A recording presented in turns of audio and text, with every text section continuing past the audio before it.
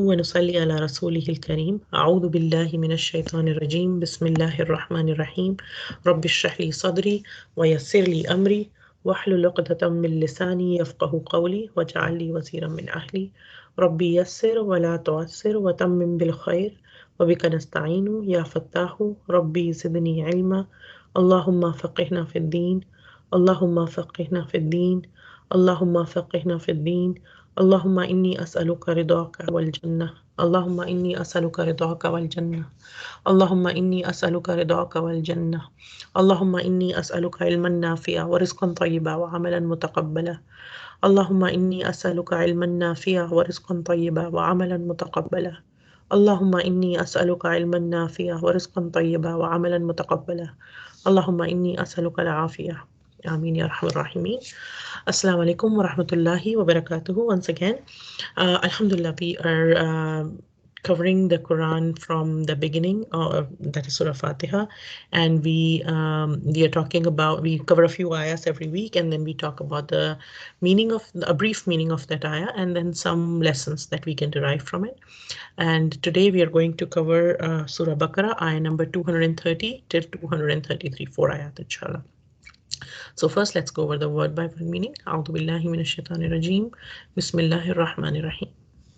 فإن طلقها فلا تحل له من بعد حتى تنكح زوجا غيره فإن طلقها فلا جناح عليهما أن يتراجعا إن ظنا أن يقيما حدود الله وتلك حدود الله يبينها لقوم يعلمون. Okay. So previously, last week, we talked about the ayat. We began with the topic of divorce, and we started talking about it. And this week and one more week, inshallah, we'll be covering more details about that topic. So let's begin with this. For in, then if, two words. For is then, in if, طلقها. طلقها, طلاق, and ha refers to her.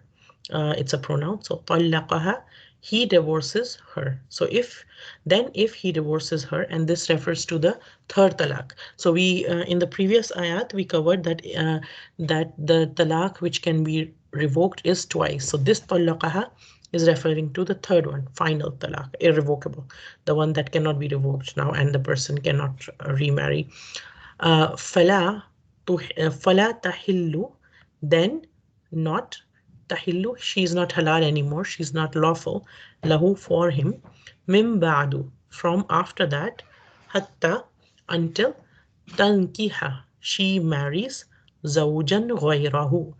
Zawjan, a spouse. Zawj is a word that is used for a spouse. Or zawj, usually used for both. For a husband, it would be for a wife, and for a wife, it would be for a husband. So zawj is a spouse or a married partner, right? So until she marries a spouse, ghayrahu, which is other than him. Ghayr, somebody other than who? Him. So ghayrahu, other than him. Okay. So this after the final talaq is given, then he cannot marry her until she marries somebody else. فَإِن طَلَّقَهَا, then if he divorces her, now this he is going back to the second person. The second person that she married after the third talaq is done, if she married somebody else, and then for some reason something happens, and then this second person also divorces her.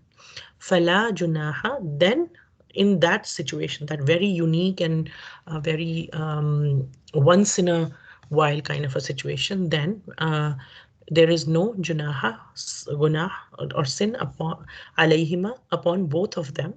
Both of them meaning that now that she's divorced from the second person, there's no sin on the wife and the first husband. And that yataraja'a, that they raja'a, to return, like we say inna lillahi wa inna ilayhi raji'un, raja'a, to return to some, but that we say that ya Allah, we belong to you and we'll return to you, right? So raja'a, to return, and that there is no sin upon both of them then if they return to each other. in dhanna, if dhanna, they believe, and that yuqima, that they can uphold, they can keep. Qaim, right, is to make, to keep something upright, to hold something. So if they're able to keep what? Hududallahi. Hududallahi is a mudaf ilayh.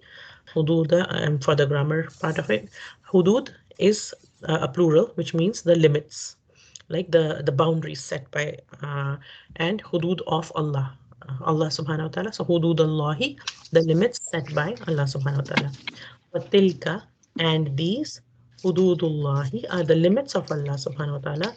Yubayyinuha, he makes them clear. Ha refers to them, and what is them referring to? The limits of Allah, that he makes these limits clear. لِقَوْمٍ يَعْلَمُونَ, for a people who have ilm, who know, or who are the seekers of knowledge. So he makes these things clear for them. So in this ayah, Allah Ta'ala is saying, and if he has divorced her for the third time, which is the final irrevocable time, then she's not lawful for him afterwards, until in the, if something happens and then she marries a husband other than him, and if the second husband also divorces her or he dies, then there is no blame upon the woman and her former husband to return to each other, if they think, and that there is a second condition, that if they think they can keep within the limits of Allah subhanahu wa ta'ala, and these are the limits of Allah which he makes clear to people who know. And we'll talk a little bit more later, inshallah. Then 231. Bismillahirrahmanirrahim. وإذا طلقتم النساء فبلغن أجلهن فأمسكوهن بمعروف أو سرحوهن بمعروف ولا تمسكوهن ضرارا لتعتدوا ومن يفعل ذلك فقد ظلم نفسه ولا تتخذوا آيات الله هزوا واذكروا نعمة الله عليكم وما أنزل عليكم من الكتاب والحكمة يعظكم به واتقوا الله واعلموا أن الله بكل شيء عليم. وَإِذَا, and when, طَلَّقْتُمْ, that you divorce, nisaa, the women. So you hear tum refers to all of you. So Allah Ta'ala is addressing a group of Muslims in this book. I think sorry, one second. I think somebody's, I just muted. Sorry, Bindu. Okay, so if you divorce the women, فَبَلَغْنَا, balagha, to reach something. Like we say that child, when the child comes of age, we say that he has become baligh, he or she has become baligh, right? So to reach some place is called balagha. So and when you divorce the women and they reach ajalahunna, ajala, the period, the time period, hunna, theirs. So when they reach their waiting period, as in they're completing their iddat, the time after the waiting period after the divorce, which we learned before was 3 months, or if a girl is pregnant, then until her delivery. فَأَمْسِكُوهُنَّ, then either retain them, بِمَعْرُوفٍ, in a fair manner, أَوْ سَرِّحُوهُنَّ, or release them, بِمَعْرُوفٍ, in a fair manner. So either keep them in a fair manner or release them in a fair manner. وَلَا تُمْسِكُوهُنَّ, and do not retain them, ضِرَارًا, to hurt, لِتَعْتَدُوا, so that you may transgress. Transgress what? As we continue from the previous ayah, transgress the boundaries of Allah. So the boundaries of Allah mean that some provisions have been given to you, but the purpose of these provisions is to make things good and better in a society, and understand the law and the spirit of law, and don't misuse the things that are given to them, right? So either retain them, but don't retain them with the purpose of hurting them. And if you do that, you'll be transgressing. وَمَنْ يَفْعَلْ, then whoever does ذَلِكَ, that, as in whoever retains the woman to hurt them, the intention is to hurt the woman, or to basically to be narcissistic, or to like basically to trouble the woman, or to torture her, or make it hard for her, make life hard for her, then whoever does that, faqat, then indeed, ظَلَمَ نَفْسَهُ, then he hasn't wronged that poor woman. He's not wronged that woman who was helpless. He has wronged himself. وَلَا تَتَّخِذُوا, and do not take ayatillahi, the ayat of Allah. And here the ayat of Allah refers to the ahkam of Allah, the signs of Allah here. They refers to the ahkam, the laws and the limits that Allah Ta'ala has given. Huzwa, something that you're making fun of something and you're taking it in like, my stride, like something that you're not like bothered too much about. So don't take the ahkam of Allah or the signs of Allah in jest. Don't think they're minor or there is anything small. It's a very big deal. Wadkuru, and remember, ni'matallahi, the favors of Allah subhanahu wa ta'ala, alaykum, upon you, wama, excuse me, wama, and what Anzala is revealed alaykum, to all of you, minal kitabi, of the book, wal hikmati, and the wisdom. So book here refers to the Quran, and hikmah refers to a lot of scholars say hikmah refers to the sunnah and the hadith of the Prophet sallallahu alaihi wasallam. Ya'idukum, that he instructs you bihi, with it, that that Allah, remember those favors of Allah subhanahu wa ta'ala, that He has sent down to you the book and the sunnah, and He instructs you with it. So that is a huge favor upon you. So don't take it and like don't take those limits in jest, because that's a huge favor, and realize that it's a huge favor upon you. Wattaqullaha, and fear Allah subhanahu wa ta'ala.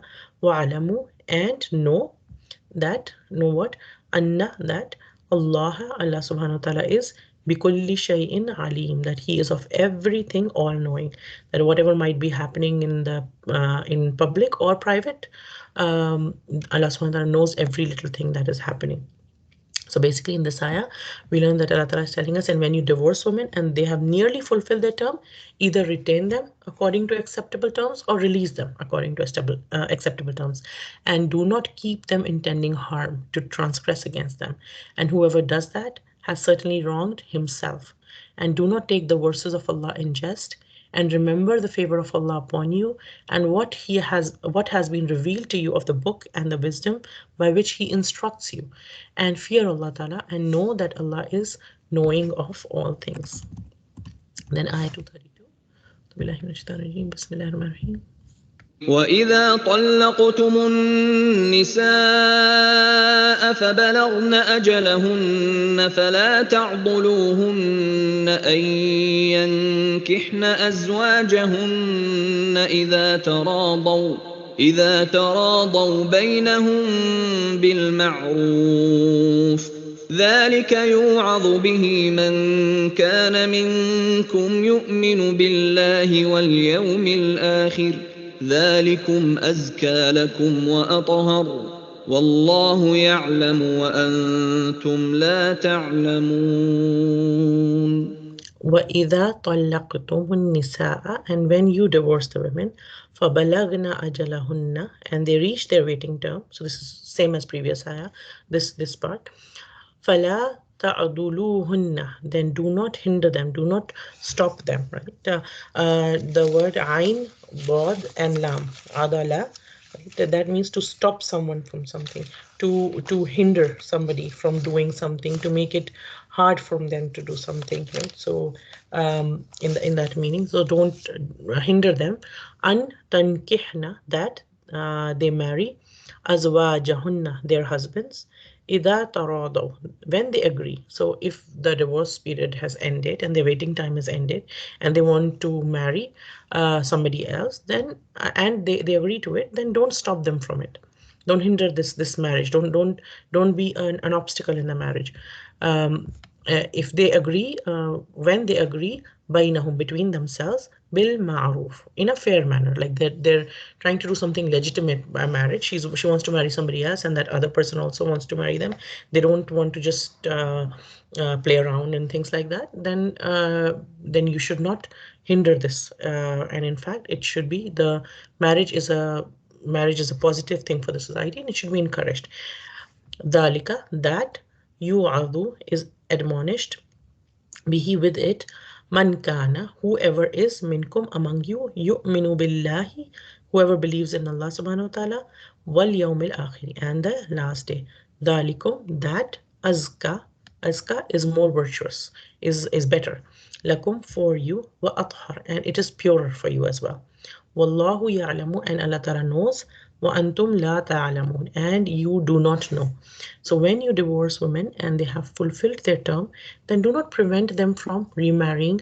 And there are two interpretations of this: either their former husbands, like as in if the a girl was married to somebody, they had she went through three talaq, and then after that she married somebody else, she because she's no more halal to this person now, and she marries a second husband, and the second husband also, either something happens and either there's a divorce that happens or that husband dies.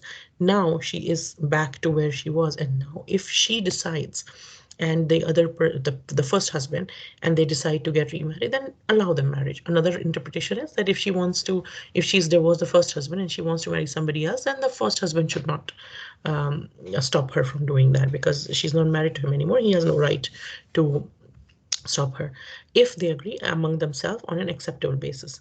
This is instructed to whoever of you believes in Allah and the last day. So if you believe in Allah and the last day, then this is an instruction for you, and this is better for you and purer. And Allah knows, and you do not know about this. Then the last ayah for today, ayah 233. أعوذ بالله من الشيطان الرجيم بسم الله الرحمن الرحيم. والوالدات يرضعن أولادهن حولين كاملين لمن أراد أن يتم الرضاعة وعلى المولود له رزقهن وكسوتهن بالمعروف لا تكلف نفس إلا وسعها لا تضار والدة بولدها ولا مولود له بولده وعلى الوارث مثل ذلك فإن أرادا فصالا عن تراض منهما وتشاور فلا جناح عليهما وإن أردتم أن تسترضعوا أولادكم فلا جناح عليكم إذا سلمتم ما آتيتم بالمعروف واتقوا الله واعلموا أن الله بما تعملون بصير. Okay, so walidatu, and the mothers, the walida, the mother, what they should do, they should yurdi'na, they should suckle their children, as in this is talking about feeding their children, breastfeeding a child that is born. Awladahunna, their children, mothers should suckle their children, they should breastfeed their children for hawlaini kamilain, for complete 2 years. That is the recommended term. So that for 2 years, and for some reasons, if they want to wean the child before 2 years, then it is allowed, but you should not keep feeding for a child after 2 years, right? And 2 years is the ideal term to complete 2 years, and 2 years here refer to the lunar year, not the solar year, right? So the lunar year is slightly shorter than the solar year. So in terms of the solar year, it'll come to probably like 23 months instead of 24 months. Liman, so whoever arada wishes an yutimma rida'a, to complete the suckling, should do so. Obviously, that's implied.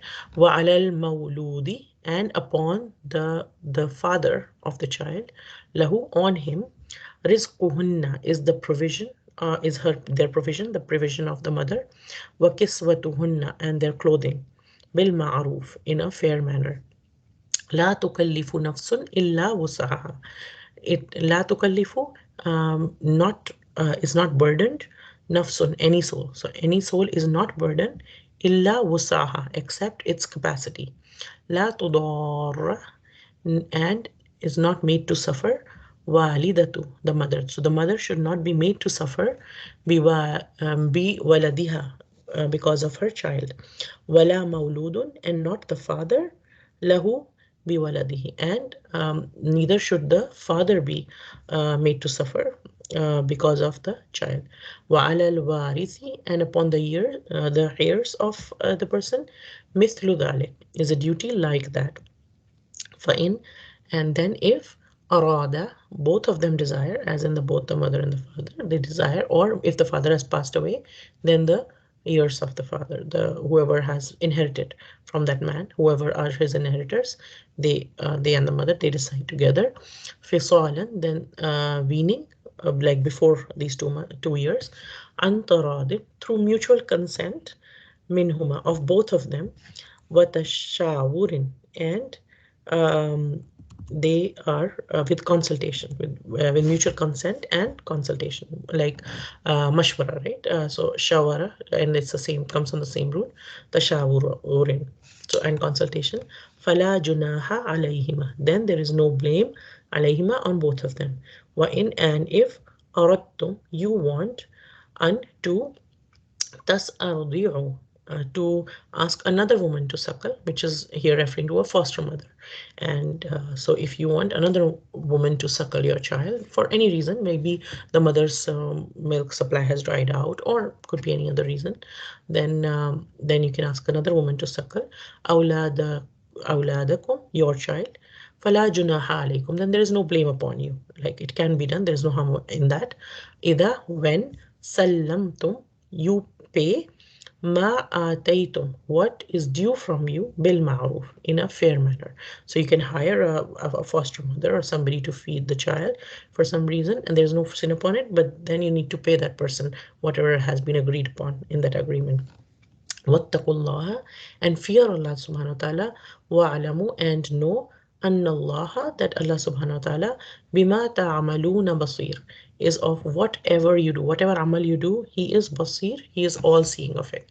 So here Allah subhanahu wa ta'ala is telling us, so especially in terms of divorce, and even in general, when a couple is married, they should do things in this way. But then, especially in terms of divorce, what is going to happen, right? So if there is a child, and what is going to happen, so this becomes very relevant for people who are getting divorced, and there's a child involved, there's an infant involved. So mothers may breastfeed their children up to 2 years, and for whoever wishes to complete the nursing period. So what will happen during the nursing period? Obviously, the child will be with the mother. The child will stay with the mother in especially these 2 years. And upon the father, and while the child is, so the iddat is over. So as we know that that is over when the woman gives birth to a child, then her if the woman is pregnant, then her iddat lasts until she gives birth. But once she gives birth, then what happens? Their divorce is done, but then the child that is now newborn will stay with the mother for the whole nursing period. It won't be staying with the father, because obviously the child needs the mother at this time. And upon the father, while the child will, they're both separated, they've divorced, they're not living together anymore, they're not each other, like this guy is not her mahram anymore, so she's living away, and she's the child's with her. But at this time, while she's bearing the child is still the responsibility of the father. And because she's taking care of his child, what he will do is he will bear the mother's food and clothing expenses according to whatever is acceptable. So upon the father is the mother's provision and their clothing according to whatever acceptable. And no person is charged more than his capacity. Neither should the mother be harmed through her child, nor the father should be harmed through the child. And upon the father's heir, or his inheritor, is the duty like that of a father in case he passes away, which is obviously, if the father has passed away, then obviously whoever's inherited his property will be giving the money out of that to this lady to take care of the child, even if they have divorced. And if they both desire, so the father and the mother, if they both desire weaning, i.e. before the 2-year term is completed, then they can decide that through mutual consent and consultation. So it won't be just like one person's thing. They will have a consent, and they'll consult in this manner. Then there is no blame upon any of them if they both agree to do it. And if you wish to have your children nursed by a substitute, by a foster mother, then there is no blame upon you. And some society, like, it was a very common practice before, and it is also it might be a practice in some cultures, not so much in other cultures. But if anybody wishes to do it, it's not something that somebody has to do it. But if somebody wishes to get the child nursed by substitute, then there is no blame upon you, as long as you give payment according to what is acceptable, because the child's with the mother, and if she has to pay a substitute mother, then the father has to give the money to the mother to be able to pay that. Like, it is not her responsibility to pay, it is the man's responsibility to pay for it. And fear Allah, and know that Allah Ta'ala is seeing of what you do. So if you don't follow this, or you use the laws of Allah um, to twist them for your favor, then Allah knows, and He's seeing of what you do. So inshallah, we'll cover these ayat in a little bit more detail. So last week we had talked about two divorces, and what we had said was that first of all, the concept of three divorces has been the way it has been presented in the media and movies and everything is completely like incorrect, let's just say. So how does Islam allows for divorce. Islam doesn't encourage divorce. It is not something that is desired. It is something that should be avoided as much as possible. It should be something that is not sought. It is something that is you make things easier and easier and easier for people to stay married. And obviously we learned that shaitan loves to separate people, especially husband and wife. So marriage is something which is called half of our deen, and we try our best and to invest in our marriages and to keep our marriages. And there might be different things that we do sometimes, like patience with different things and everything, but obviously there is always a line. Like Islam does not teach us also that, like they say that if somebody slaps on one cheek, you turn the other cheek. Yes, you might do it a few times, but you don't keep doing that, right? There's a line, and after that, you don't do that anymore, right? So if there is a situation like that, and people need to separate for some reason, either the man is not in a behaving in a right way, or if the women, and it could be both, it could be anybody, or they're just not getting along, whatever could be the reason, then divorce is permissible. And then if divorce is done, then it should be done in the right way. And Allah Ta'ala has taught us through the Quran and the Hadith what is the right way. So the right way is that there are three chances that a person has, and he does not need to take all three chances. It is a and the Prophet ﷺ told us it is way for to the effect of that. And the Sahaba said as well that to say to try to get three talaqs at one time, that is a matter of jahil. A jahil person would do that. That's somebody who's not even ignorant, but who's very unwise and very like ignorant person, an unwise person who has no sense basically on how to do things. So the thing is that divorce can be done with just one talaq. The provision of three talaq is there to basically to give time and to give people chances, right? And like we discussed last time, that in Arab society, in Jahiliyyah society before Islam, people would give divorce to their wives, and then just before her iddat was about, and iddat was much longer, around a year, and but whenever and as the iddat was about to finish, they would take her back, and they would say, they would torture her, they would not be nice to her and everything, and they would give her talak again after a little bit, and then they would keep doing it hundreds of times, and there was no limit. The purpose was to keep the woman tied up, that neither am I going to be nice to you, nor am I going to let you marry somebody else. Like you have to listen to me and serve me and whatever else was there. And there are all kinds of elements always in all societies, right? So but as a general sense, the general thing is that for a normal couple where they're both decent people, they're both good people, but they're not getting along, they have and the person pronounces one divorce. First of all, he should pronounce divorce when she's not in her periods, and if she is not in her periods, then he's not had physical relationship with her after her periods have ended. If he has had relationship with her, then he should wait till other period. What does this do? This makes a man think and wait sometimes, and it is a natural human tendency that sometimes we get too angry and too hyper about something, and then when we cool down, we realize no, things are not as bad. And sometimes shaitan makes us put waswasa in our minds, and then there's a lot of negativity in something. But when we cool down, we're like, no, things are the other way around, right? So people cool down everything. So in the stages of divorce, there's a lot of time which is given, and a lot of time to cool down for people to think of the positives. And it's easy to see that the mistake of a spouse, he does this or she does this, or he's bad with this or she's bad with this, but there are a lot of positives as well. And sometimes what happens for us is, as human beings, we have a tendency to ignore the 99 positives but focus on that one negative. And Allah Ta'ala teaches us, then He gives us time to to be able to think of the positives, and to be able to think that, look, He takes care of your needs, and she does this for you and everything. Then don't be hasty with her. So the first divorce, there is a waiting period, and the person said, if the person said pronounce the divorce, and then there's a waiting period of 3 months, or if she's pregnant, then until she is done. Then just before um, her thing ends, her, and he does not need to say it again at all. He just said it once, and that's good enough.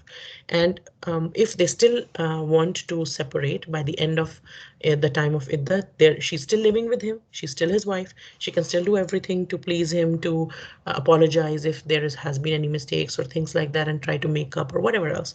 The divorce is not done yet. He said the divorce, but there is a waiting period of these 3 months. And if these 3 months are over and he does not take her back, does not take back the divorce, it's a revocable divorce, and he does not take it back, then the divorce will be done at the end of the iddat, the waiting period. And once the divorce is done, now they're not married anymore. It's been one divorce, but they're not married anymore. But what does it mean with one divorce? He still can propose to her and get married again. He has an option open. They have an option open to marry each other again. And supposing that happens, they marry, the same procedure happens again, they get divorced again. Now the second divorce has happened. This is not the first divorce, now this is the second divorce. And the second divorce can also be revoked during the iddat period. And after the second divorce, once they separate and everything, 1 year passes, they miss each other, whatever, he proposes, she accepts, then they are allowed to remarry again. But if this happens again the third time, that is what is meant by triple talaq, the third talaq. The third talaq is irrevocable. Once he said it again the third time, halas, during the iddat period, he has to take care of her during the iddat period. And but he cannot take back the divorce. He cannot revoke it during the iddat period. He does not have that right anymore. He's done it twice. This is the third time. They've had their iddat periods before, and this is the third time iddat. No more, no more waiting time for her. And once the iddat time is ended, then the divorce is finalized. And what's the wisdom behind this? And during the iddat period, the divorce is not yet finalized. What does that mean? That means that during this iddat period, in case the husband dies, something happens, she is still technically his wife, and she'll be one of the inheritors, right? So there's a wisdom about things. So it's not just that thing. So the divorce is done, but it is comes into effect on the time that she becomes legally divorced. He and she, they become legally divorced once the third talaq is done, and they are totally separated. And now he cannot send a proposal to him. Now he cannot marry her again. The only option now, but again, our religion is based on practicality, and there might be situations there that are very unique. And again, Islam is a religion meant for people from the time of the Prophet ﷺ to the end of times, for all cultures, all societies, all people, all generations, and everything. And there are different scenarios that will arise at different times, right? And Islam takes into account all kinds of scenarios that might arise. So what happens? If what happens is that this woman that she had divorced, after the third talaq is done, now she cannot, they too cannot remarry and everything. But what does Islam encourage? Islam encourages people to marry. And because marriage is good and pure, because it takes care of all of our needs and desires in a halal way, in a way that is desired and everything. So now it is lawful for her to marry, and she can marry now anybody. If she decides to marry somebody other than him, right? And they get married, but this person that she married now, the second husband, for some reason, either a divorce happens with this person, and again, it could be the first divorce. It doesn't have to be the three divorces. It could be the first divorce and a divorce happens, or the second husband dies and she is by herself alone. Now she has lived with another person. She has had experience about the other person. And sometimes what happens is when we've lived with another person, then we realize, you know what, that actually I had a very dreamy image of what I wanted. But, actually, there were a lot of qualities in the first husband that she did not realize before. And he, or the first husband as well, realizes that, she got married to somebody else and everything. And I really missed her, or I did realize that I actually did love her a lot and everything. And sometimes a bit of distance puts that love back in people. Sometimes friction happens and things happen between people, but then they're away for a little bit. They realize that no, they do belong together and everything. And if that happens, then if she then this first husband now can again propose to her. This is the one exceptional case that she will become halal to him again. Otherwise, she's not halal to him anymore. Three divorces have happened. No way, she's not. But then she's lived with somebody else. Now she's had another husband. She's had two husbands and marriages. She's had two marriages and everything. And now for her, it's not very easy for her now to marry somebody else, right? Because it's like if a woman gets much emotionally invested as well in a relationship and everything. It's not easy for her. And she's like, rather than going to a new person, what if the first person has proposed, and what if I return to that person and she considers it and she wants it, then there is no harm upon it. Then that's the only reason, only way that it is allowed for the first husband to marry her again. But it will again be a proper marriage. He will send her a proposal, she'll accept it, they will get a proper wedding as if they've never been married before, as in like they would be married like that. But again, now that they're married, he does not get three chances again now. That is already done. But this is an exceptional case when they can get married and everything. And the other condition is, first condition is to have her halal, is that she's married somebody else and that second husband passed away. And the other condition is that both of them, when they're returning to each other, their purpose of returning to each other is to to observe the limits of Allah Ta'ala, as in they will, if there was a lot of shouting and a lot of friction and a lot of arguments happening in the house before, now they say, no, this time we'll be changed people, we will be kind to each other, we will take care of each other, we'll value each other, and we will try to, and there might be children involved as well. So when there are children involved, then it might be easier for the woman to return back to the father and everything. So there might be a lot of different scenarios. But if they go back, the whole thing is that their purpose is to observe the limits of Allah. And what are the limits of Allah? He has made them very clear to people who seek knowledge, who know and who seek to know, right? So what do we learn from this ayah, right? So first thing is that if we look at our society and a lot of things that happen around us, a lot of people misuse the commands of Allah subhanahu wa ta'ala. And for example, the concept of halala. What have people done with the concept of halala, right? The purpose of this command, that a woman who's not halal for you anymore can be halal for you in this one situation, exceptional situation that happens if she marries somebody else and that divorce happens or something. The purpose was that you don't make divorce a plaything to harass women, and you think 100 times before pronouncing divorce, because then she's free to marry somebody else. Would you be able to tolerate that? So value her itself. So men are being told to value her. But what a lot of people have started doing was, and we see that in some of our societies, may Allah Ta'ala protect us from it, which they call halana nowadays, is that a person marries a woman and then divorces her, right? The purpose of that marriage, this marriage to a divorced woman, is only to divorce her in and this whole arrangement, which is a halala, is done in order to give a legal cover for the previous husband to marry her again. So the purpose of marriage to the second husband is like they decide, okay, we'll be married for we'll get her married to this another man for a week. Like the husband would say, okay, now you're not halal to me anymore, so what I want you to do is, I'll get you married to my friend and you'll be his wife for a week or something, or 2 nights or whatever, and then he will divorce you, and then I can marry you again, because then I will get halal. And a lot of times women are forced into it by either their previous husbands or either their families or other people, in the name of honor of the family or whatever things they call. But the thing is, this is halala, and this is not a marriage, this is not a normal marriage. And how is it different? A halala is usually, if people do these kind of things, and may Allah protect them from us, and in some of the societies today it is done, especially in our Indian Pakistani subcontinent, we see that, and may Allah protect us, that what now. But then it is important for us to understand what is the difference between a nikah and a halala. Halala is usually hidden. It's not like the woman would be forced into it and it should be done into secrecy and everything. But a normal wedding, the elan is required, that you declare it, that you're married and everything.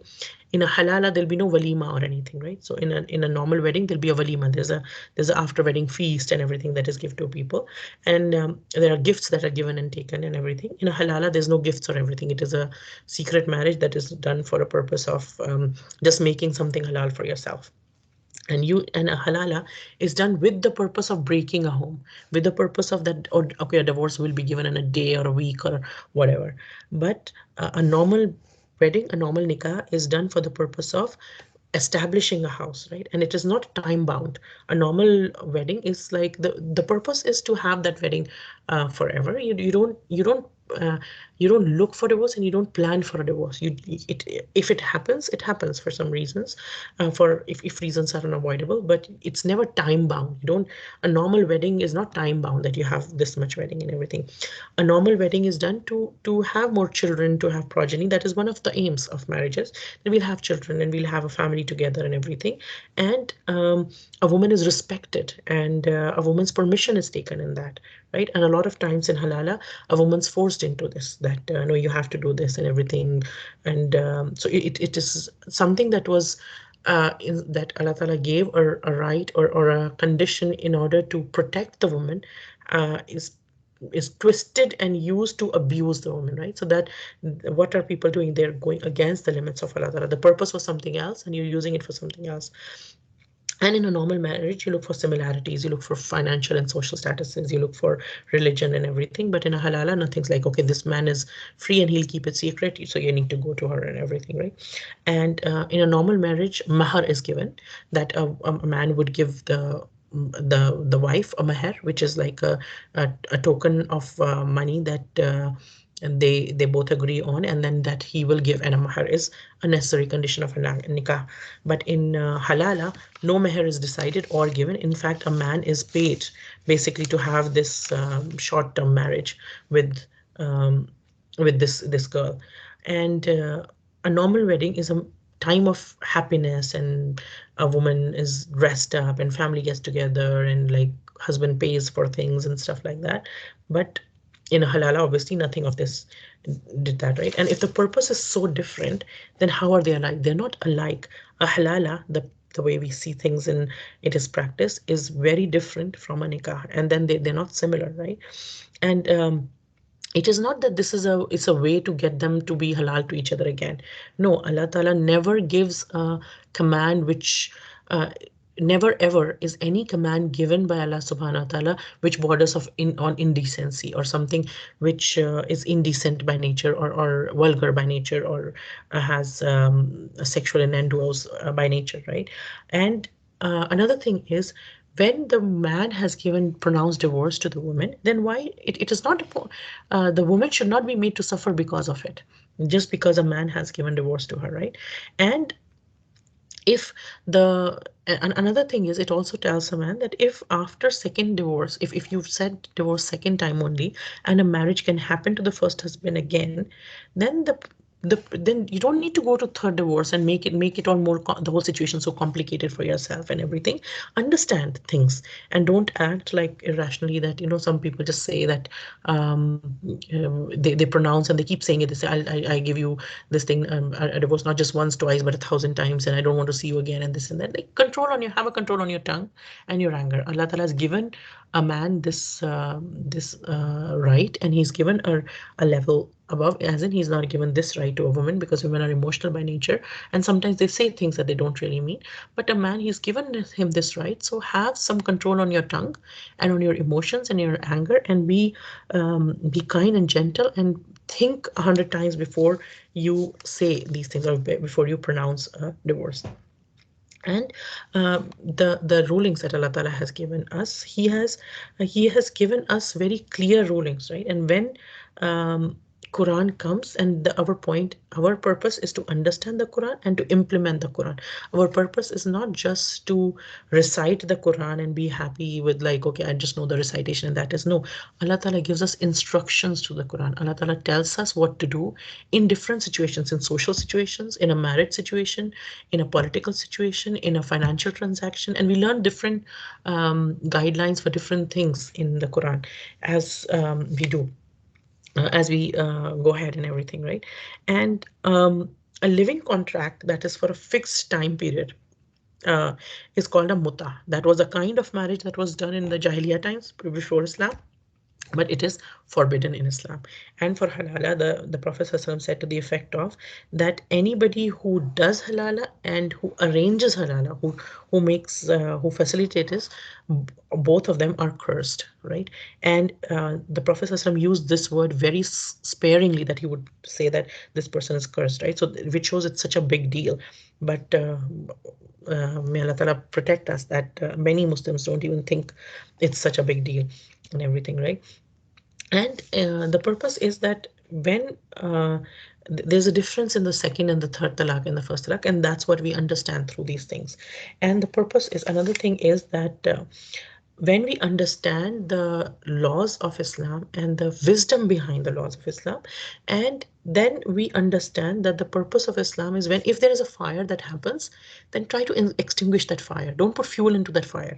Don't increase that fire. Another thing is that muta or halala is a form of zina, is a form of adultery, is a form of is not nikah. That is, you're playing with the girl's body and emotions, and it is not something that is preferable. In fact, that is something like making fun of the limits of Allah subhanahu wa ta'ala. That is transgressing the limits of Allah subhanahu wa ta'ala. And if we and there is a wisdom, subhanallah, even in these ayat coming after the whole passage that we learned in Surah Baqarah about Bani Israel. Because what did they used to do? They used to twist the words. They used to twist the commands. What did they do with this instead of Sabbath? Right? Allah Ta'ala told them that you can't fish on, you can't do any business or anything. Friday, Saturday, you should dedicate it to your worship and everything. And they would say, they would fish and everything, and then when somebody would tell them that it is Saturday, you shouldn't do it, then what they would do is they would put the nets on a Friday night and everything, and take it out on Sunday, that the fishes would come. They would make wells, they would dig wells or things near the shore, and put nets in it, and when the fishes would fall on, and put nets in it on Friday, and fishes would fall in it on Saturday, but they're like, we were not doing anything, it was the nets were there, we were not fishing. And then Sunday they would take it out and they would say, no, see, we didn't do anything on Saturday. But they were, what were they doing? They were Allah Ta'ala gave them a command, and they understood the command, and yet they tried to basically use this in order to, they twisted the command of Allah subhanahu wa ta'ala, and they tried to show that they're following it, although they were not following it, right? And the intention of this command, that for a woman being halal after marrying another person, was that if a woman um, with her own free will marries another person in a recognized way, with no condition of divorce superimposed on it, and then if after this marriage the second husband divorces her or dies, then she can remarry the first husband, because that might be easier for her, because she's in a very unique situation. It might be very it should be might be much easier for her, right? So that was the condition. And those who ignore the commands of Allah, they should understand the law and the spirit of law, of Islamic law. And then Allah subhanahu wa ta'ala says in the next ayah that when you have, and it is being addressed to the Muslim men, that when you have divorced a woman and they have approached their waiting period, when their waiting period is about to end, which means either 3 months or the end of delivery time, that if she was pregnant, then either retain them with fairness or release them with fairness. And do not retain them with a wrongful intent, right? Don't think about being cruel to her. Yes, Allah Ta'ala has given you a thing, and yes, you can get away sometimes in the name of law, or by twisting the law or something, or by like by misleading people or doing something else, or just because she doesn't have anybody else to go or something else to do, then, or even in society, nobody might hold you accountable and everything. Even her own family might be like a bit more, maybe they're not that well off or something, or maybe there's some problem or whatever else. Then you might be able to get away with it, but don't do this wrongfully, right? And you can obviously, the the the time to take her back or to revoke is only for the first two divorces. So now here we're talking about the all the situation, right? So if it has been the first talaq or it has been the second talaq, and they're approaching the end of waiting period, and when you can take it back, then do it with fairness or release them with fairness. If you really don't want to live with her, that's okay. You don't have to hate her still. Just let her go. You marry somebody else, she can marry somebody else. It's not the end of the world. But don't retain her to kind of like, okay, now I'll get back to you, or this, like this thing or this thing, and I didn't like this, so I'm so don't oppress her now, right? And oppression is not something that is not allowed. Don't keep her trapped for the purpose of torturing her.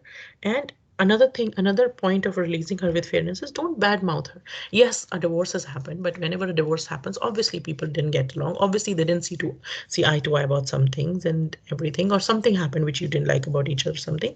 But then don't badmouth her, Just because your relationship has finished, she might have some good quality, she might not have some, but you don't have to keep talking about it. You don't have to start backbiting about her. You don't have to keep spreading lies about her, or even if it's the truth, you don't need to backbite about her. Just let her go. Like, it's not your matter anymore. You're not married anymore, so it's fine. Just let her go.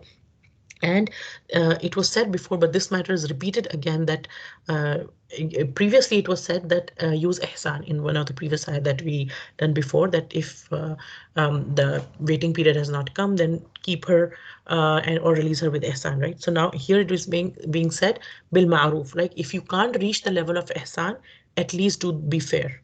At least be, if you're not a person who is like, who can be like so much or be so good in your things, and different people are different kinds, then at least do something which is maruf, do something which is good, and do something which is correct and everything, right? And these are private social issues, so we are being reminded again and again in these private social issues that fear Allah Ta'ala, because it is the fear of Allah that will help us to follow this. When a man can get away with this, it is the fear of Allah that will help her to do this, right? And another thing just to reiterate here is that matters related to marriage and divorce and everything, we are learning here as a general guideline in a normal circumstances of everything. But if it is a very special circumstance or something, then we have to seek an opinion by a specialist. Like for example, if somebody has a medical condition and they have a heart problem or something, they would go to a heart specialist.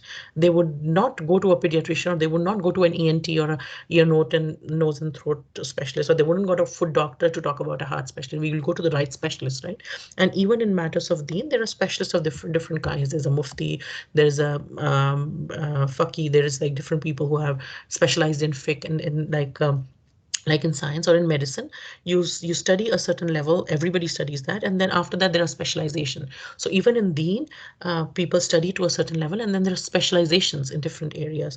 And when we need to seek an opinion which is a complicated situation or something, then a specialist should be sought for, and then opinion taken from them, right? So what we are learning here are general guidelines which people should be aware of, so that they can handle their situations in normal day-to-day circumstances, right? And another thing is the kitab refers to the book, and hadith, wisdom, refers to the hadith, that Allah subhanahu wa ta'ala has given us both, right? And he has helped us with, he decreed for both of them to be preserved for us, the people who are not living in the time of the Prophet. Alhamdulillah, the people living at the time of the Prophet, they had the privilege of asking the Prophet directly whenever they had a confusion, they didn't understand anything, or they wanted more information about something. And but for us who are not living in that time, Alhamdulillah, we have the Quran and the Hadith that have been preserved by the previous generations for us, right? And if we want Allah Ta'ala to be pleased with us, if we want things, then we should try to understand. And every average Muslim should try to understand the Quran and Hadith and try their best to implement it, and follow it properly. So what does following it properly mean? Like for example, and follow it all the time. Like for example, people say they care for their mom, and what does that mean? Caring for your mom means that you listen to her and you respect her at all times. It doesn't mean that you just celebrate her birthday and the whole year you don't even care what she's doing and everything, right? But on her birthday, you like shower her with gifts and this and that. So deen is not like that. It's for 24/7, right? It's for all the time. And Allah Ta'ala gives us nasihat through this. He's like, He instructs you. Ya'idukum. Allah Ta'ala gives us a nasihat through this book and through the hikmah. It is not just meant for barakah and adornment. You just don't carry the book and you're like, I'm just reading the Quran for sabab and everything. And we hear that from some people. May Allah Ta'ala protect us, that it's not just for sabab. Quran tells you how to live your life. And it will, if you allow it to, if we, and it's a reminder to myself first, that if we learn from the Quran and then we try to mold our lives according to the Quran day by day, more and more and slowly, subhanAllah, Allah Ta'ala has not put us accountable for things that we didn't know. But as we come to know something, as we come to understand something, then we start to implement it together. Then it is recommended, right? And then we understand that, and that's the way of life that Muslim should lead. Yeah. Another thing is that Allah Ta'ala knows everything. Whose mistake was it? Why did the family break up? Why do people break up? And people always talk about their own versions of the story, but Allah Ta'ala knows exactly what happened between the two of you. So fear Him. Things might have happened in your private that nobody else knows about, but if you fear Allah Ta'ala, then you wouldn't play the blame game, and you wouldn't go into all this like name smearing each other and everything. And greater the fear of Allah in a man's heart, and greater his knowledge about Allah's commands, then a person will be saved from disobeying Allah Ta'ala. Because there are two things. When these two things are combined, first you fear Allah, and second you start to have more and more knowledge about what does Allah want, then obviously it will save you, because you would not want to go against that, right?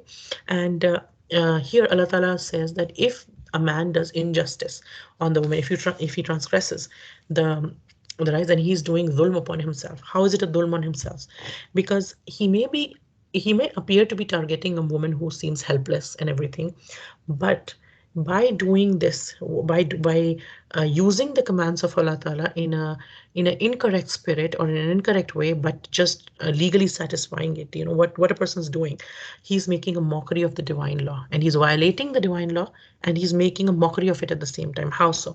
Because a person claims to follow the dictates of any religion, because he's like, see, I'm so religious, I'm following this, in order to what? In order to silence any critics, because any critic cannot say anything, because you're like, oh, I did everything by the book, this is how I did it. While at the same time, the same person, although he's like creating this facade that he's following the dictates of religion, while at the same time this person is actively opposing and undermining the very purpose of the law that they're using for their own benefit, right? So they're only pretending in effect, what are they doing? They're only pretending to observe and respect the laws of Allah subhanahu wa ta'ala, and that is a big injustice on themselves. They're not just oppressing this woman, they're doing a crime not just against this other woman, but they're also doing a crime against the ayat of Allah subhanahu wa ta'ala, right? And and how's one of the ways that people could be doing this injustices? For example, revoking a divorce, if it's a first divorce or a second divorce, revoking it just with the intention of trapping the woman, and or hurting the woman, or or being bullying her, or any things like that. If somebody does that, then they're using the commands of Allah subhanahu wa ta'ala on the face of it to the world. They're like, no, I'm like, you know what, I'll forgive her and this and that. And anybody who looks the couple, you're like, this man is so understanding and he's like so nice to her, and he'll have this whole image created that, you know what, I wanted to divorce, but then I would take her back and everything. But in the privacy, and he creates this whole image that this woman is like so ungrateful, and this woman is like that. But in the privacy, the story is totally something else, and it is very much possible. And we know enough of the real world that we've seen things that not everything that we see is as how it is, right? A lot of people um, do this. And what happens to the people who obey Allah? They know more about Allah, they fear Allah, and they obey Allah. For the other group of people who do this, who are twisting the commands of Allah, or using the commands of Allah for an unjust purpose, the purpose what they were not there for, right? As for these wicked ones, what is happening with them? They are being given some ample respite in their life. They're being given some time in their life to do what? To reform and mend their ways. Allah Ta'ala has given them time. You did something wrong, correct your ways and come back to things. But they're doing dhulm on themselves, they will definitely be called to account and punished on the day of judgment. If they don't, this is the thing they're doing to themselves, and Allah Ta'ala will not let, He tells us elsewhere in the Quran that He wouldn't let an atom's worth of good deed or oppression go unchecked, and it will all be open to us on the day of judgment. Then Allah Ta'ala tells us that if you divorce the woman and they complete their time, then don't prevent them, don't withhold them, don't debar them, don't interfere, don't become an obstacle for them to marry somebody else, right? And there's an incident that is narrated with respect to this ayah, that there was one of the Sahaba. His name was Maqal ibn Yasar. Okay, Maqal ibn Yasser. So he married his sister to a man, and this man, they got divorced. He said divorce to her. So it was one divorce, right? The one divorce was done, and that period finished, and he did not revoke the divorce in that time. And then basically she came home. The divorce is done now, but it is one divorce which was done. So after some time, what this man did, what the first husband did, was he sent a proposal. You know, he sent a proposal to be married again to this girl because he started missing her or whatever. And in the meantime, she had other proposals as well. Like some other people proposed her to her. And subhanallah, that was a very salient feature of that society, that if somebody got divorced or widowed after that period ended, people would rush to marry that woman, to be able to support that woman. And it was not the concept of a single person being there for a long time was not a very natural thing.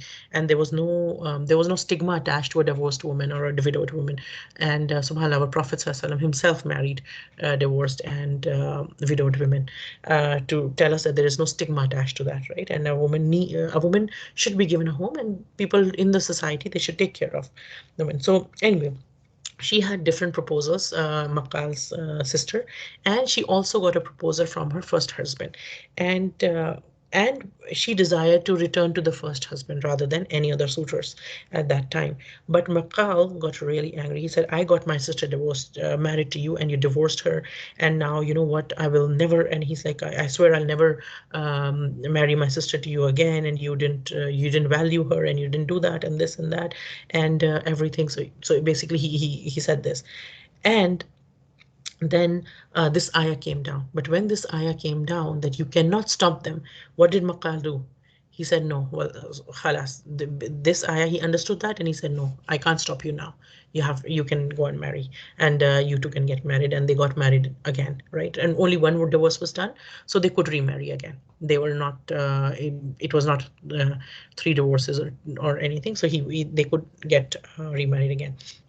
So, and what we learn from this ayah, one thing is that it is a girl's right to consent to whoever she wants to get married to, right? And she wanted to get married to him. Then her brother, or for our times, her family, they should not stop her. If they can get married again, don't think about social stigma and this and that. Yes, they were married before. And if Islam allows them to remarry again and they both desire that, then allow them that. Don't stand in their way. Another thing is, for a woman, a lot of times for women, they feel, oh, this is the worst man, and like he has this bad habits, and I don't like him and everything. But the fact of the matter is that once she leaves the house and goes back to her own family, and she's lived with her husband, she's been married for a while, and she goes and lives with her own brother or her mother and everything, then what she realizes, in many cases, we will find that the sorrow or the pain or the hardships at the husband's house, when a woman is married and living with the husband, are much more bearable than even the pleasures when you are living at your own house after that, right? So it's just something very natural. This happens. So one thing that we learn is that without any big reason, for small things, we should not try to create things between husband and wife, and not do that. And then another thing we learn from this incident is that Sahabas were also human beings like us. They had emotions too. They had like egos and ghira too, right? Like the brother did get a bit offended, like, why should I get, and everything. And that is a natural emotion. But one thing was that it was their they had normal emotions like people in our times have too, but it was their character and commitment to Islam that as soon as the ayah was revealed, Maqal immediately let his sister get back to her husband. No, okay, if I thought that, but once Allah or a Rasul says something, then khalas, I submit to the command of Allah subhanahu wa ta'ala, right? They would do their islah right away. They would change their stand right away on things, right? And so a heart of a a heart of a person who believes, what is like the scholar says, like a compass. Wherever Allah turns it, you turn there. So when Allah tells you pray, you pray. When Allah tells you can't pray, you don't pray. When Allah tells you go for Hajj, you go for Hajj. When it is Hudaybiyah and people have walked for so long, their feet are bleeding and everything, and the incident for the Hudaybiyah, and Allah Ta'ala and Rasul Sallallahu decide that no, we will not.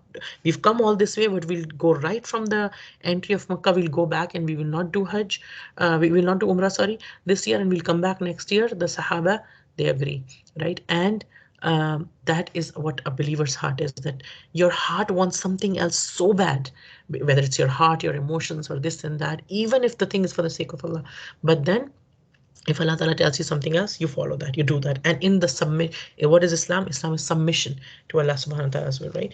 And another thing that we learn here is that you know Allah's commands, that we understand only a little bit of some things, and there will be things, and we learned that from the beginning of the surah itself, Alif Lam Mim, right? Our knowledge is very limited.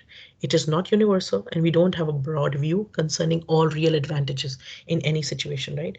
There are man-made laws of family laws, and there are family laws presented by the Quran, and the family laws presented by the Quran are devised by the all-knowing Allah subhanahu wa ta'ala, and the one who has the most wisdom, right?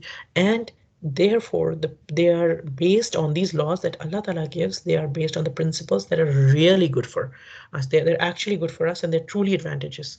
So when we learn the commands has come from Allah subhanahu wa ta'ala, we follow that because that is the true command, right? And another thing here is that we should be optimistic and look ahead. Something bad has happened before, but doesn't mean that it will continue to be bad. Maybe people have learned their lessons. People learn their lessons. People, and as human beings, we do wrong by other people and ourselves as well sometimes. And if, for example, when we are driving, we look in the rear view mirror sometimes for reference, but we focus on the front mirror, right? We look ahead.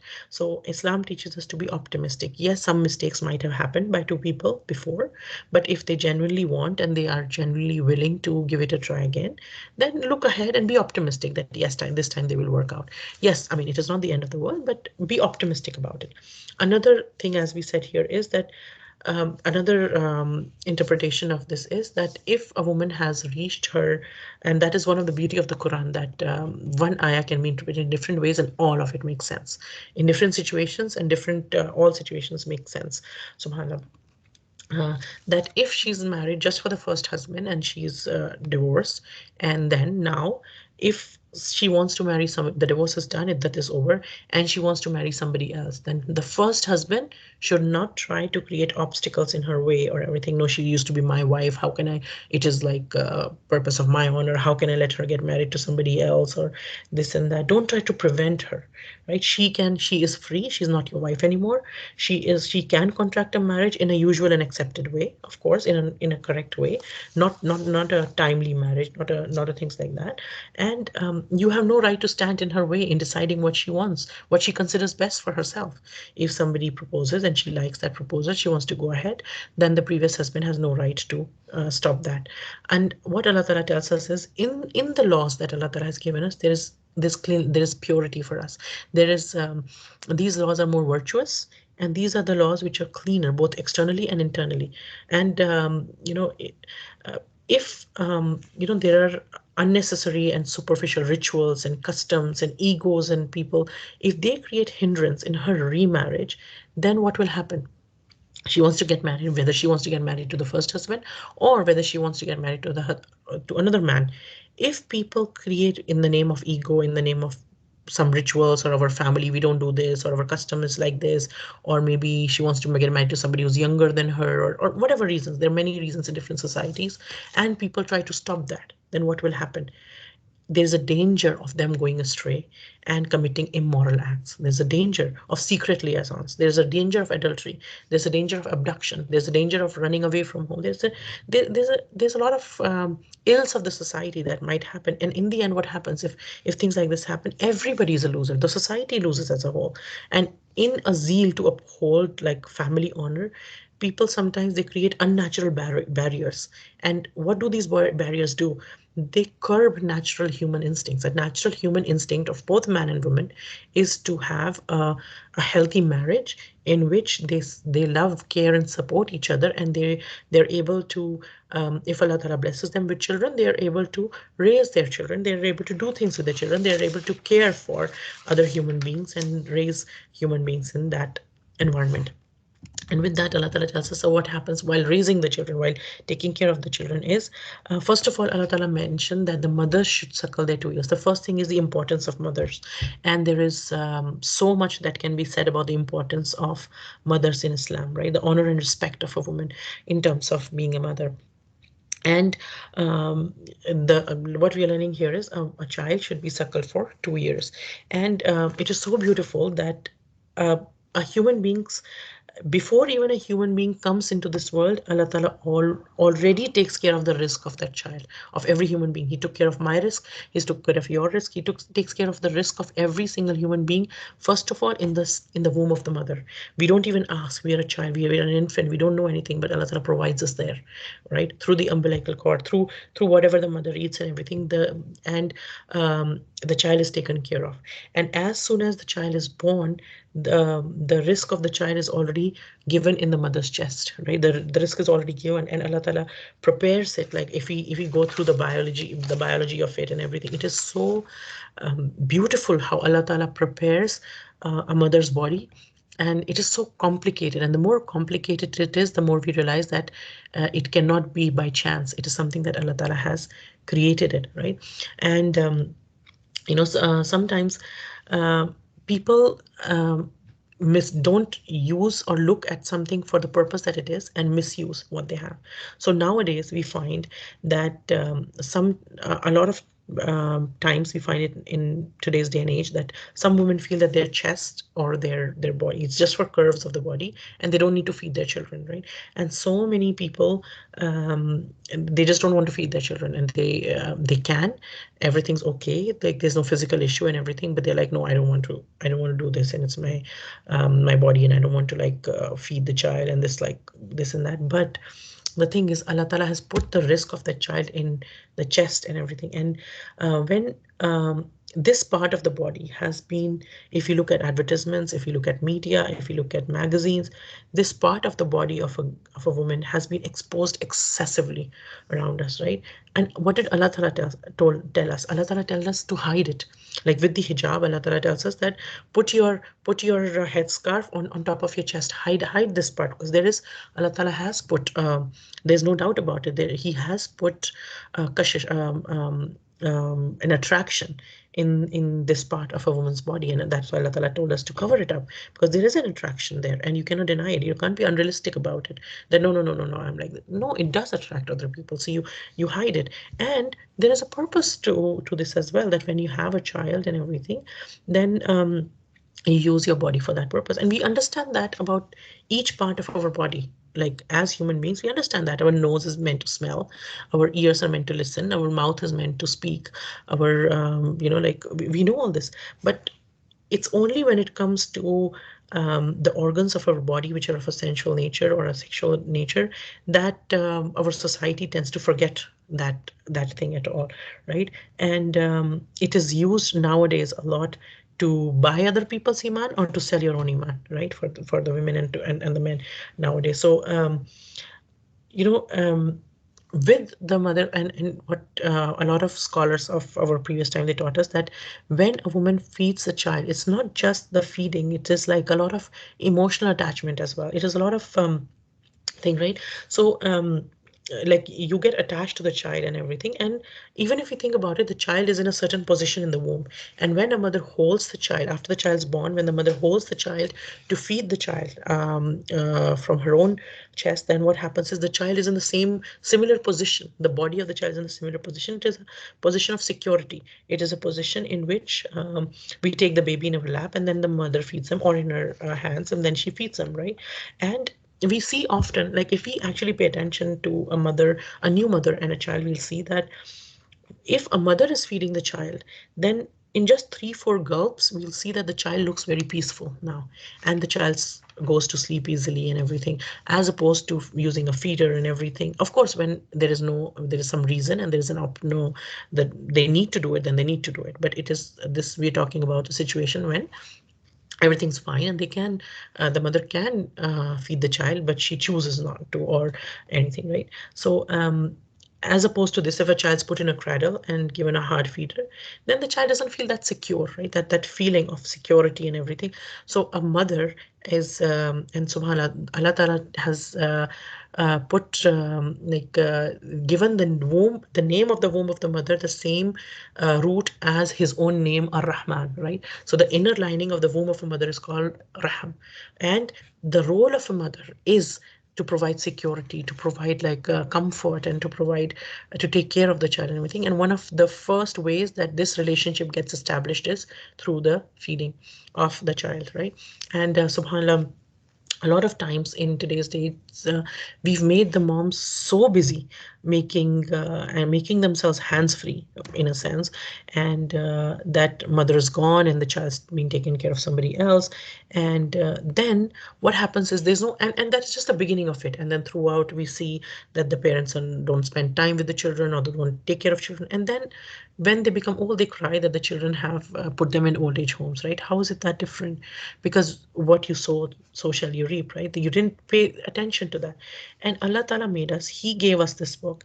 And he shows us these things, and he tells us what to do and everything, which is, and today, even if we listen to science, it tells us now that uh, we should we should feed our child and everything. Then we listen to the science very quickly. We see that a lot of people, if science says something, they're like, oh yeah, yeah, yeah, this is the new research says this, we should follow this now.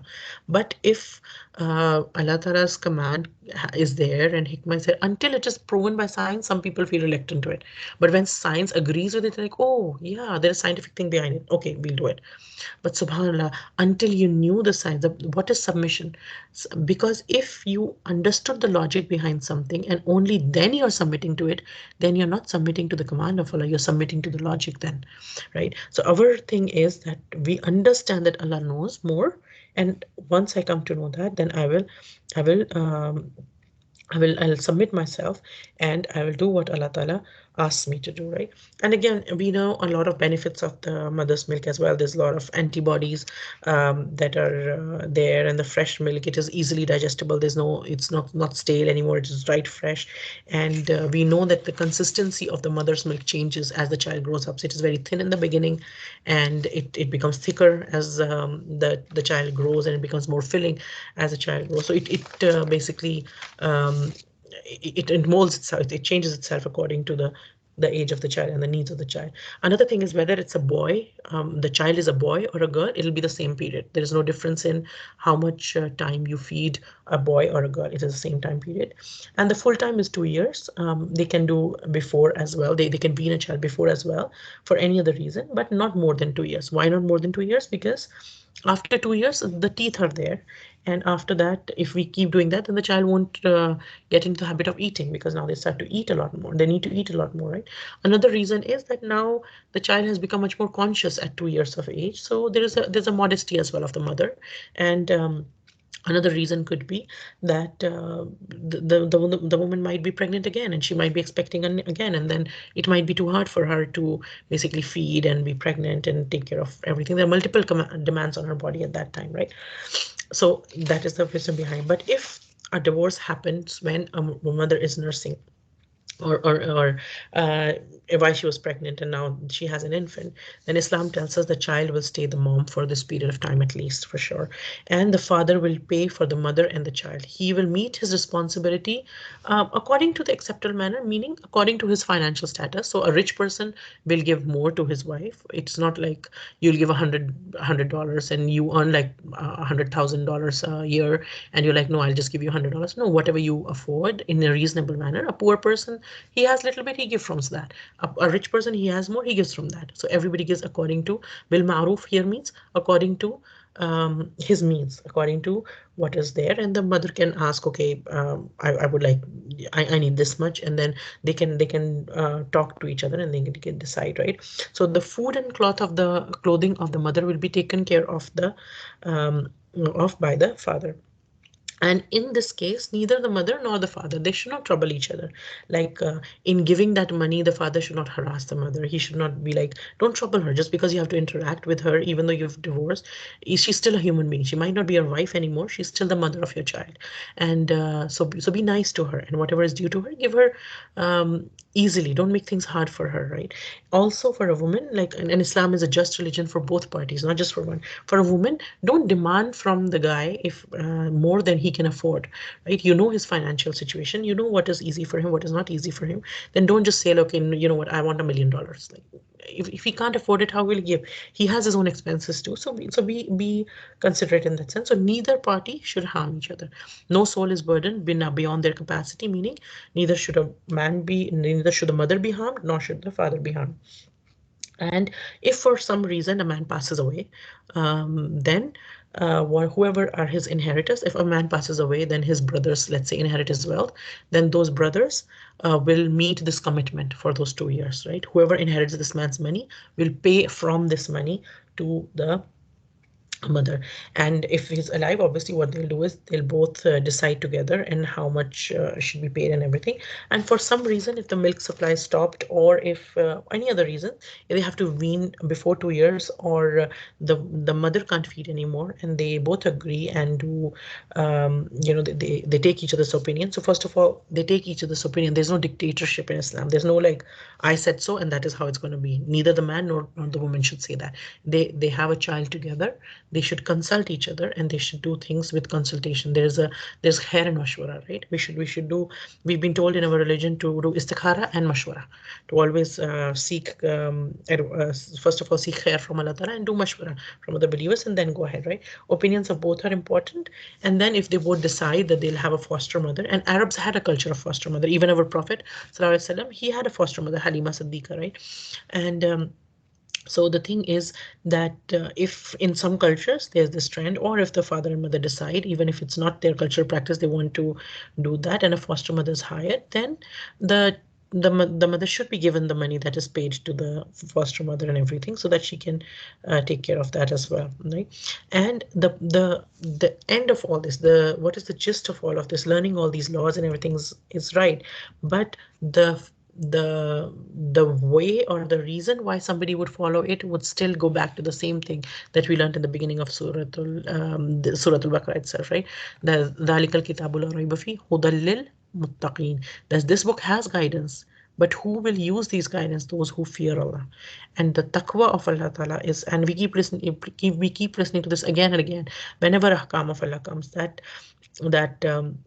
we that it is the taqwa of Allah that will help us in doing things. And one small point is that if the father and mother don't agree on something, they have a difference of opinion and they have a friction amongst them, and they don't agree about something, then the matter can be taken to a family court or a family committees for decision, and that is allowed. There is no harm in that. But then, of course, somebody who knows more should be consulted, and somebody who knows fiqh, somebody who knows more details, they should be considered, not just the general knowledge, somebody who has studied them in depth. We should consult a specialist when a specialist is needed, right? And so the thing is, the basic of all of this, and we'll end with this, is that the basic of everything is taqwa of Allah subhanahu wa ta'ala, right? So as long as we keep developing our taqwa, then our guidance, and we keep increasing our knowledge, and then it will automatically encourage us to keep following the practice of Allah subhanahu wa ta'ala.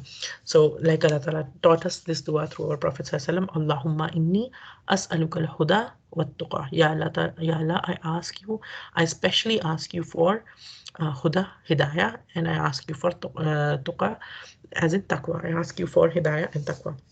May Allah Ta'ala grant all of us hidayah. May Allah Ta'ala make us those who are muttaqeen. May Allah Ta'ala make us of those people that He's pleased with, that follow His commandments. And when we understand some commandment that Allah Ta'ala has given us, then we try our best to follow it.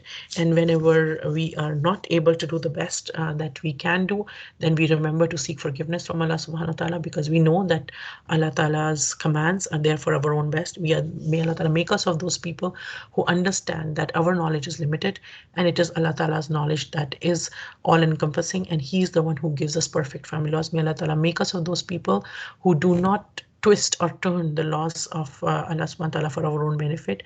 And may Allah ta'ala make us of those people who understand beneficial knowledge, who are not misleaded by the things that we see, the practices that we see in the society around us in the name of Islam.